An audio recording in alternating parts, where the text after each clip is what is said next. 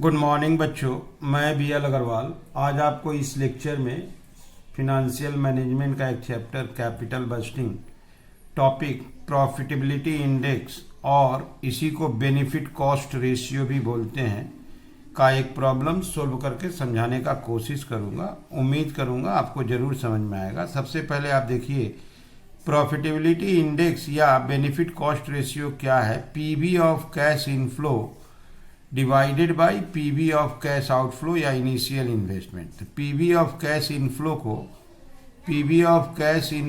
PV of cash outflow से divide कर देंगे तो जो रेशियो आएगा उसी को प्रॉफिटेबिलिटी इंडेक्स बोलते हैं।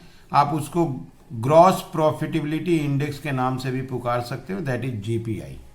क्लियर है? अगर आप उसको जीपीआई बोलते हो तो आपको एक NPI net benefit cost ratio या नेट प्रॉफिटेबिलिटी रेशियो भी लाना होगा। वो कैसे आएगा? तो ये जीपीआई जो आया था उसमें से -1 कर दीजिए।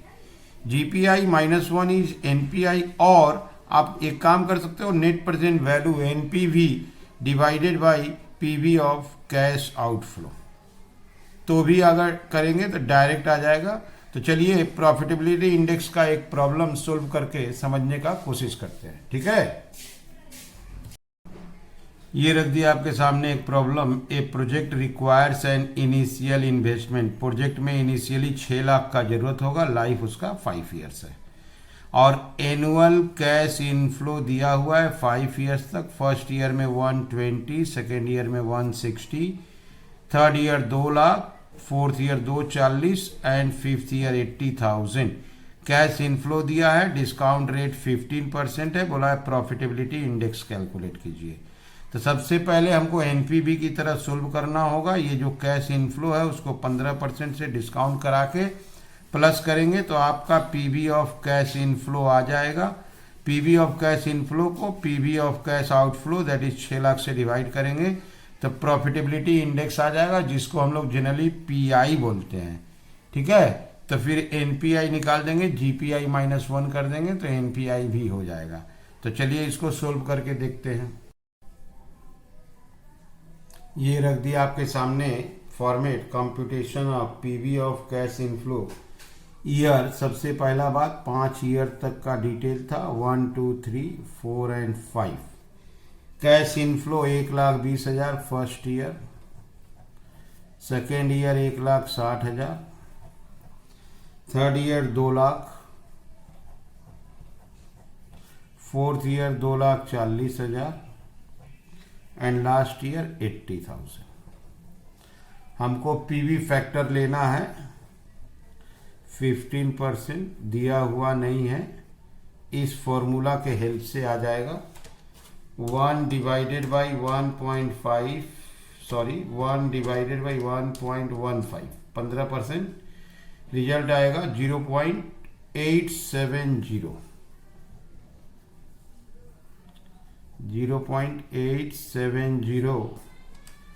0.756।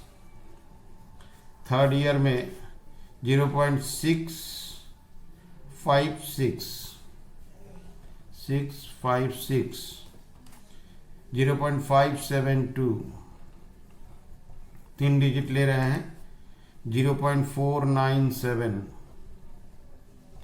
अब ये कैश इनफ्लो है, कैश इनफ्लो को इंटू कर देना है। फर्स्ट ईयर का कैश इनफ्लो 1,20,000 इंटू करेंगे 104,400। सेकेंड ईयर का 1,60,000 इंटू कर देंगे 1,20,960। थर्ड ईयर का 2,01,31,200। जैसे एनपीवी कैलकुलेट करते हैं, एनपीवी ही है, जस्ट उसको पीआई में कन्वर्ट कर देना है। 137,280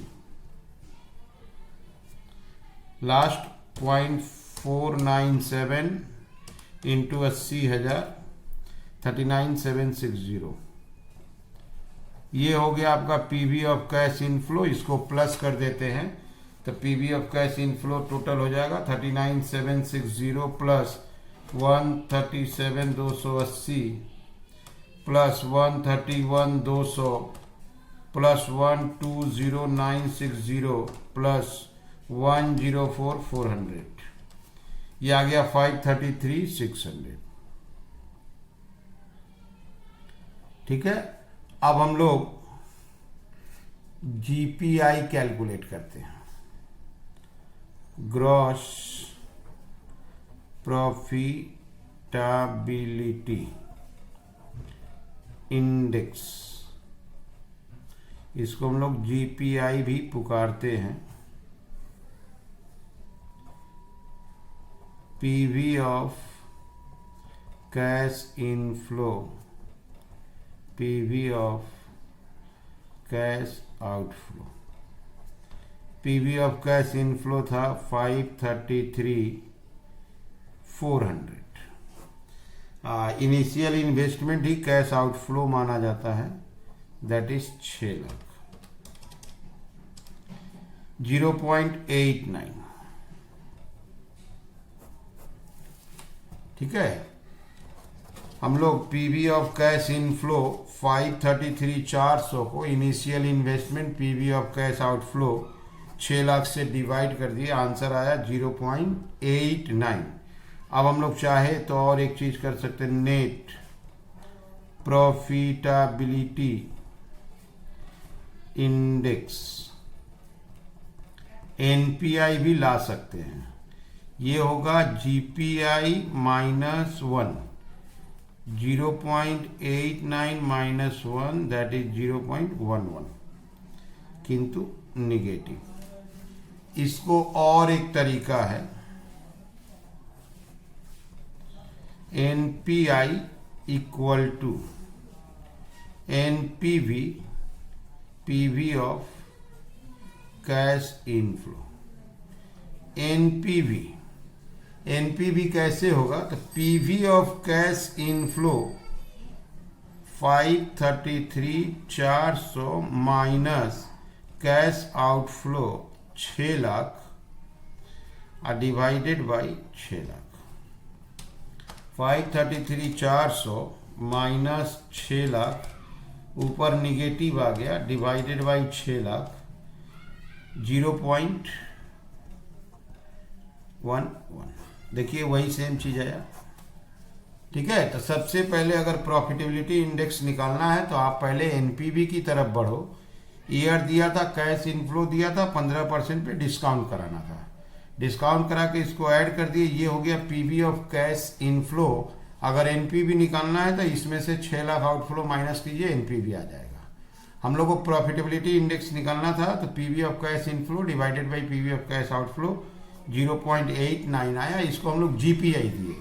एनपीआई जीपीआई माइनस 1 तो माइनस 0.11 आया। ओके, या इसको ऐसे भी निकाल सकते थे, NPI NPV divided by PV of cash outflow होगा। यहाँ पर ये थोड़ा सा मिस्टेक है, कैश आउटफ्लो, तो आउटफ्लो 6 लाख है, तो आंसर आ गया माइनस में 0.11। ठीक है, तो उम्मीद करते हैं प्रॉफिटेबिलिटी इंडेक्स का ये प्रॉब्लम आपको जरूर समझ में आया होगा। Okay, thank you, bye.